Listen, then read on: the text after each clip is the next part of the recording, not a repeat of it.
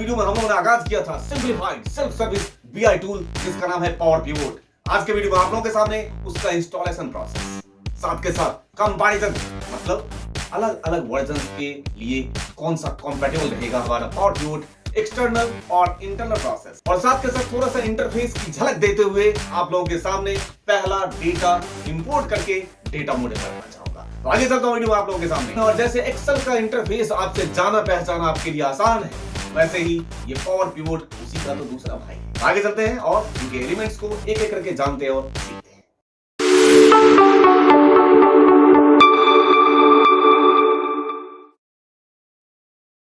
तो last video में हमने जाना था कि पावर पिवोट के एडवांटेज क्या है, क्यों सीखना चाहिए पावर पिवोट, है ना। तो उसी को मैं एक्सप्लोर करता हूं और आगाज करता हूं कि पावर पिवोट सीखना तो चाहिए, बट ये भला क्या है। तो पावर पिवोट क्या होता है, डेटा मॉडल क्या होता है, जो लास्ट वीडियो मैंने आपको बताया था। Power pivot teaches you how to connect, how to analyse, how to visualise the massive amount of data. Even हम लोग ऑलरेडी एक्सेल से फैमिलियर हैं, तो इसका इंटरफेस भी वैसा ही है, ठीक है। तो जब massive amount of data, large set of data की बात आती है तो पावर पिवोट की याद आती है, ठीक है। उसके साथ साथ मैं बताना चाहता हूं पावर पिवोट होता क्या है। तो पावर पिवोट एक एक्सेल का ही हिस्सा है जिसको आप एडिन्स बोलते हैं। एक्स्ट्रा एक्सटर्नल एडिन्स की बात कर रहा हूं, अब तो इंटरनल हो गया। Used to perform powerful data analysis and create sophisticated what data models. एक नया नाम आया आपके सामने, डेटा मॉडल्स।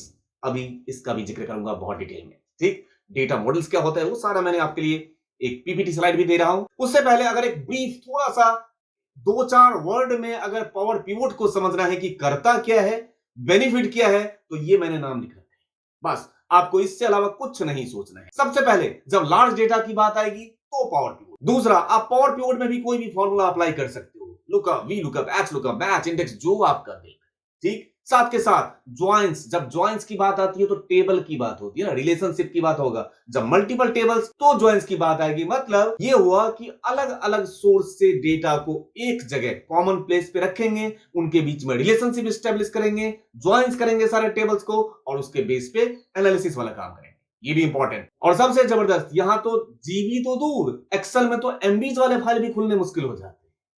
ये हमारा फाइल साइज कंप्रेसर होता है, मतलब ड्रास्टिकली डिक्रीज कर देता है आपके फाइल साइज को पावर पिवोट में। मतलब अगर एक्सेल में फाइल एमबीज का होगा तो ये हमारा पावर पिवोट उसको केबीज में बना देता है, बच्चा फाइल बना देगा, है बढ़िया चीज। तो ये हो गया इसकी ब्यूटी, ये हो गया इसका एडवांटेज और इसके यूजेस। अब बात data model. Data model is used to building a model where data from various sources can be combined by creating relationship among the data sources। यही तो होता है, अलग अलग मेरे पास डेटा सोर्स है, उसके बीच में सारे टेबल्स के बीच में रिलेशनशिप स्टैब्लिश करना। और साथ के साथ एक इंपॉर्टेंट, जब भी आप मल्टीपल सोर्स से डेटा को उठाओगे तो बोलोगे सर डेटा मॉडल होता कहां है, कहीं नहीं होता है, वो अपने आप बन जाता है।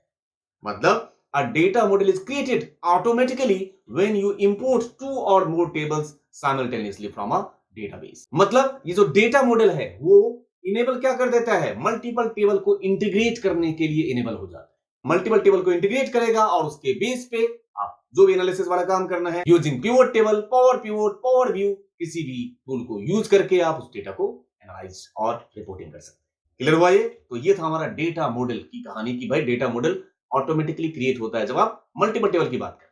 अब बात पावर पिवोट के मिलने की, ये अवेलेबल कहां है, तो जो सबसे लेटेस्ट वर्जन है उसमें तो बाय डिफॉल्ट अवेलेबल है। ऑफिस 365 हो गया, ऑफिस 2019 हो गया, इन सब वर्जन में आपको बाय डिफॉल्ट अवेलेबल होंगे।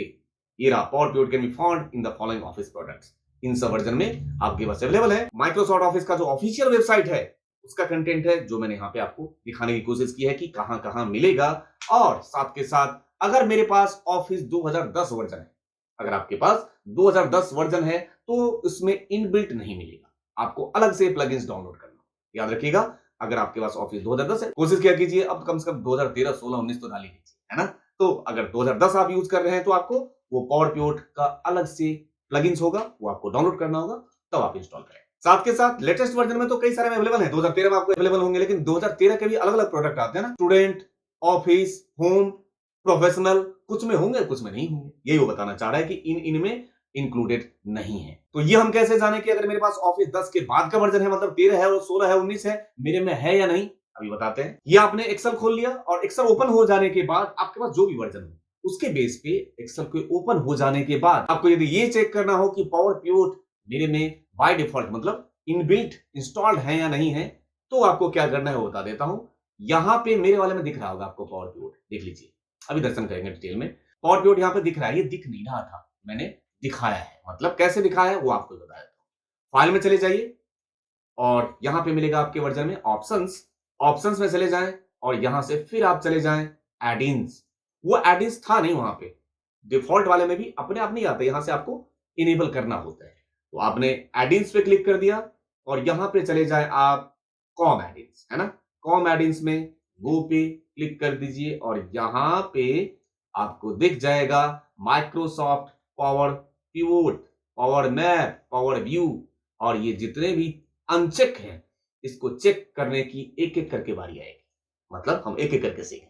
तो अभी हम लोगों को क्या सीखना है, अभी हम लोगों ने सीखना स्टार्ट किया है Microsoft power pivot for Excel. ये आपके सामने है, इसको आपको चेक करना है और ओके बटन पे क्लिक करेंगे तो आपको यहां पे जैसे मेरा यहां दिख रहा है आपके वाले में भी एक्टिवेट हो जाएगा। सेम कहानी 2010 के केस में अगर आपके पास वर्जन होगा तो वहां से पहले इंस्टॉल कर लेना और फिर यहां से आके एक्टिवेट कर लेना, इनेबल कर लेना उसको, है ना। कर लिया। अब मान के चलते हैं पावर पिवोट आपने इनेबल करके तैयार है। तो अब हम दर्शन करना चाहेंगे पावर पिवोट का। ये रहा पावर पिवोट और अभी 1 2 3 4 5 6 ही तो इसमें बटन्स आइकन्स बने हुए हैं। आपको क्या लगता है ये तो बड़ा छोटा सा है।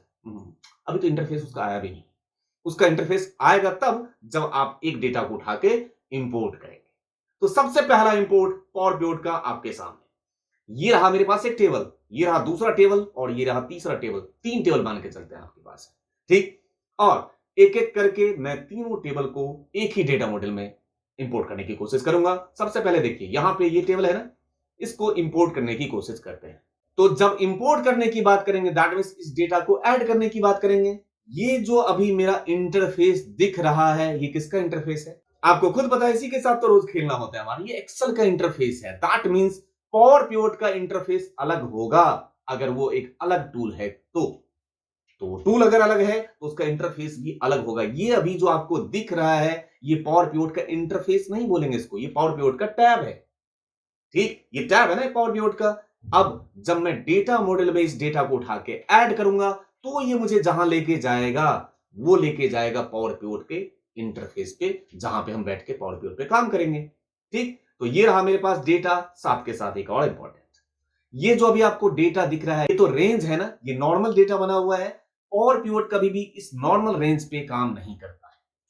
जैसे आपको क्या करना होगा कि इस रेंज को उठा के पहले किसमें कन्वर्ट करना होगा, डायनामिक बनाना होगा, मतलब इसको टेबल में कन्वर्ट करना होगा। अगर आप कर दें टेबल में कन्वर्ट तो अच्छी बात है, और अगर आप भूल जाएं तो भी कोई प्रॉब्लम नहीं है। पावर पिवोट हमारा खुद बहुत समझदार है। देखिए अगर मैं इसको सीधे डेटा मॉडल में ऐड करने की कोशिश करूंगा तो बोलेगा भाई साहब पहले टेबल बना देता हूं, आप बनाएंगे या मैं बना दूं। देख लीजिए अब आप इस पे क्लिक करने की कोशिश कीजिए। अगर आप इस पे क्लिक करने की कोशिश करेंगे तो ये आपको डेटा मॉडल में लेके जाने से पहले देखो क्या कह रहा है। पहले क्या करना होगा, क्रिएट टेबल। ओके कर दोगे तो पहले टेबल क्रिएट करेगा, उसके बाद आपको वहां पे लेके जाना पड़ेगा। इतना कष्ट इसको क्यों देते हैं, इतना काम तो हम खुद ही कर सकते हैं। Control T, convert into table, enter. तीनों को मैं टेबल में कन्वर्ट कर देता हूं, इससे काम आसान। अब आपने क्या किया, टेबल में डेटा को कन्वर्ट कर दिया, और जब डेटा को आपने टेबल में कन्वर्ट कर दिया तो ये रहा, इस टेबल का अपना एक आइडेंटिटी होगा, अपना एक नाम होगा। इसका भी अपना एक आइडेंटिटी है, अपना एक नाम है, और तीसरे का भी अपना एक आइडेंटिटी है। कहां है वो आइडेंटिटी, तो वो आइडेंटिटी है इस पे क्लिक करने के बाद डिजाइन में जाके देखिए यहां पे टेबल का नाम आ रहा होगा। थोड़ा सा प्रॉपर तरीके से नाम रखा कीजिए, सेल्स, कस्टमर, इससे पहचान होती है टेबल। नहीं तो टेबल 1 टेबल 2 से पता ही नहीं चलता। जैसे कि मान के चलते हैं ये मेरे पास कस्टमर का डेटा है ना, तो मैं यहां लिख देता हूं इसका नाम कस्टमर। 3 टेबल बना दिया आपने, कस्टमर, प्रोडक्ट, और तीसरा है आपका पेमेंट, ठीक। अब क्या करते हैं, एक टेबल उठाते हैं और अपने चले जाते हैं पावर पिवोट में, और सबसे पहला काम ऐड टू डेटा मॉडल, ठीक है।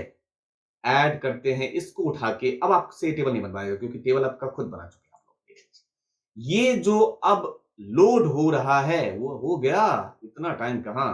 हो सकता है फर्स्ट टाइम थोड़ा सा स्लो होता है, उसके बाद तो सुपर फास्ट है।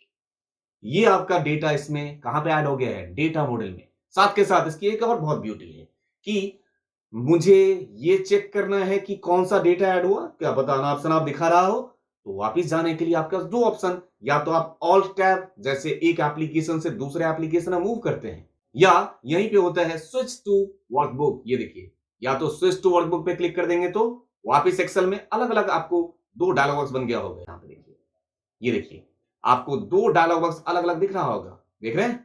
एक हमारा जो एक्सेल वाला फाइल है वो, और दूसरा मेरा पावर पीओट का अलग।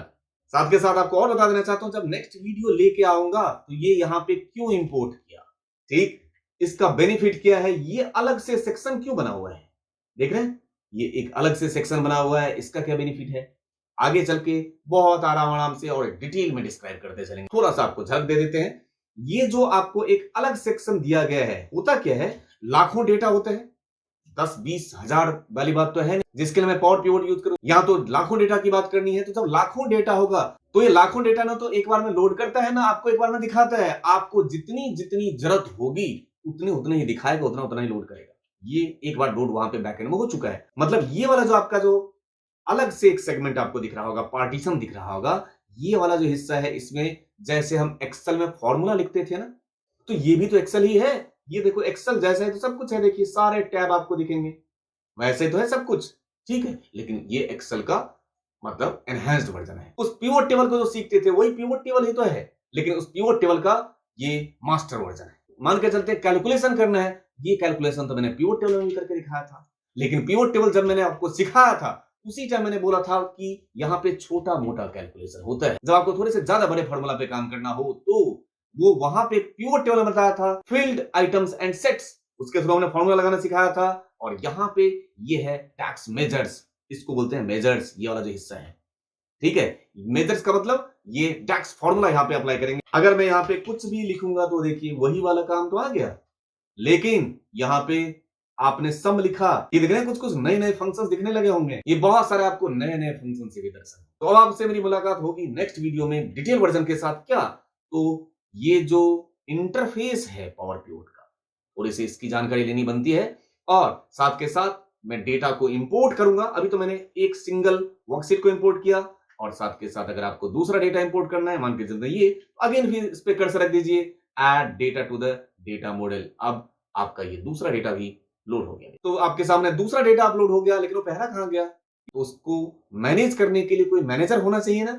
उसके लिए हमारे पास पावर पीओट में मैनेजर भी है, ये देखिए मैनेज, ठीक है। ये मल्टीपल टेबल आपका देखिए एक साथ ऐड होता जा रहा है, तो एक साथ मल्टीपल टेबल को एक साथ एक जगह लाके फिर उसके बीच में रिलेशनशिप स्टैब्लिश करना, बहुत सारी चीजें अभी हमें सीखना है।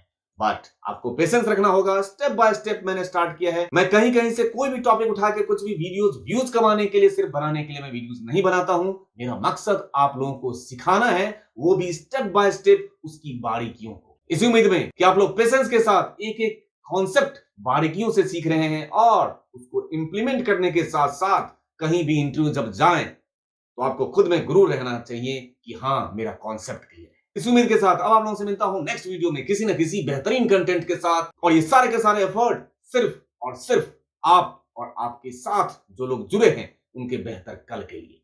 Thank you for your love and support to innocent channel. Thank you दिल से।